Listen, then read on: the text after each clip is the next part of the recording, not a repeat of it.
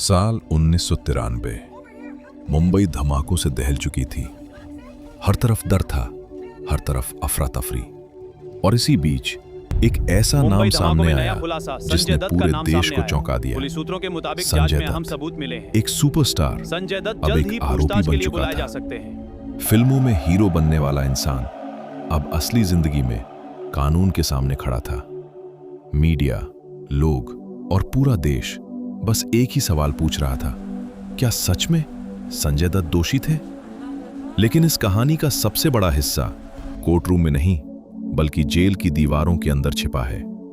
जब संजय दत्त को जेल भेजा गया तो उनकी दुनिया पूरी तरह बदल गई। अब ना कोई लग्जरी, ना कोई फिल्मी जिंदगी, सिर्फ 4 दीवारें, लोहे की सलाखें और सख्त नियम। सुबह जल्दी उठना, लाइन में लगना, गिनती देना, यही उनकी नई जिंदगी थी, जहां हर दिन एक जैसा लगता था। पहले कुछ दिन उनके लिए सबसे कठिन थे। एक ऐसा इंसान जो हमेशा स्पॉटलाइट में रहा, अब वो भीड़ में एक आम कैदी बन चुका था। लेकिन वक्त के साथ उन्होंने खुद को संभालना शुरू किया। उन्होंने समझ लिया कि अगर यहां सरवाइव करना है तो खुद को बदलना पड़ेगा। संजय दत्त ने जेल में योग और ध्यान को अपनाया। सुबह की शुरुआत अब मेडिटेशन से होने लगी। धीरे धीरे उनका मन शांत होने लगा। वो अपने अंदर झांकने लगे।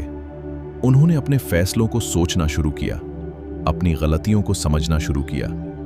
जेल उनके लिए सजा नहीं, एक आईना बन चुका था। जेल के नियम के अनुसार हर कैदी को काम करना होता है, और संजय दत्त भी इससे अलग नहीं थे। उन्होंने जेल में लकड़ी का काम किया, पेपर बैग बनाए और छोटे छोटे काम किए।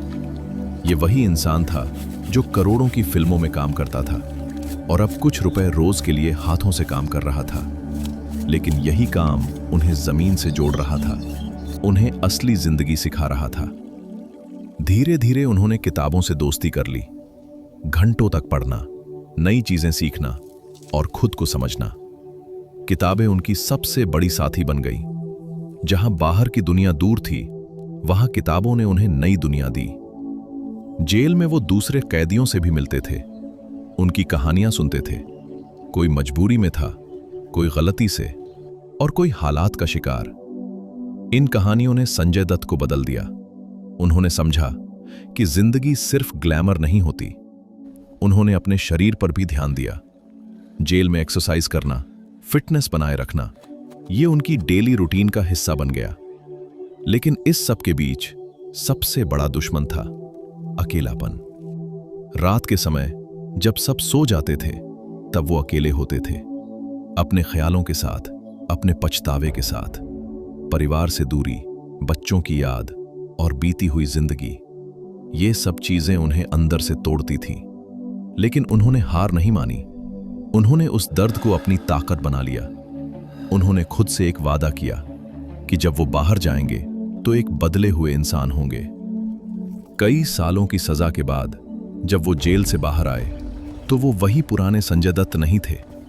उनकी सोच बदल चुकी थी, उनका नजरिया बदल चुका था।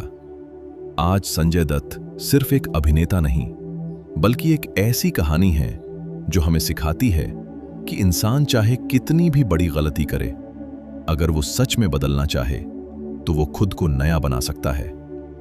जेल ने उनसे उनकी आजादी छीन ली, लेकिन उन्हें एक नई सोच दे दी, एक नई जिंदगी दे दी।